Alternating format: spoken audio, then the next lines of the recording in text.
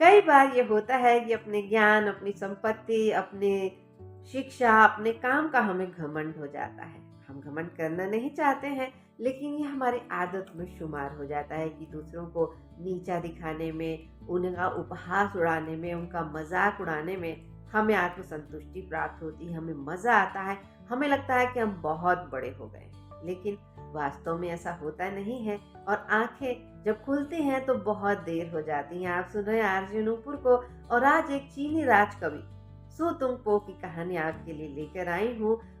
बात ये हुई कि वे भी बड़े ज्ञानी थे, बड़े शिक्षित थे, और उन्हें इस बात का अभिमान हो गया था। एक दिन की बात है कि वे एक बुद्ध धर्म स्थल में पहुंचे। वहां उनकी मुलाकात एक संत से हुई। दोनों ने साथ बैठकर ध्यान किया, और जब सुतुंगपो चलने लगे तो उन्होंने संत से पूछा कि मैं ध्यान करते हुए कैसा दिखाई देता हूँ। संत ने कहा, आप बहुत ही शांत, सुंदर और ज्ञानी दिखाई देते हैं, बिल्कुल बुद्ध की तरह। अच्छा, ये सुनकर सुतुंगपो बहुत खुश हुए।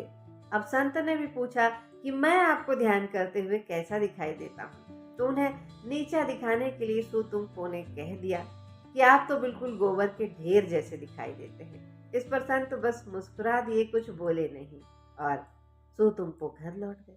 घर लौटकर उन्होंने बड़ी खुशी खुशी अपनी पत्नी को ये घटना बताई। पत्नी ने ये बात सुनकर माथा पीट लिया। वो बोली, तुम बड़े बनकर नहीं आए हो, बल्कि तुम तो जहाँ थे उससे और नीचे होकर लौटे हो। इस पर सुतुंगपो बड़े आश्चर्यचकित हुए। बोले, ऐसा तो मुझे नहीं लगता। मेरी बात सुनकर तो संत निरुत्तर रह गए थे। तब पत्नी ने कहा कि वे इसलिए निरुत्तर नहीं रह गए थे कि उनके पास कोई उत्तर नहीं था। आप ये समझिए कि उन्होंने हर किसी में बुद्धत्व देखने का ज्ञान प्राप्त कर लिया है, इसलिए वो जैसे हैं वैसे ही दूसरों को देखते हैं। इसीलिए आप में भी उनको बुद्ध ही दिखाई दिए, और आपके भीतर जो था आपको उनमें दिखाई दिया। इसलिए सुधार की जरूरत आपको है। आपको अपने घमंड पर काबू करना है।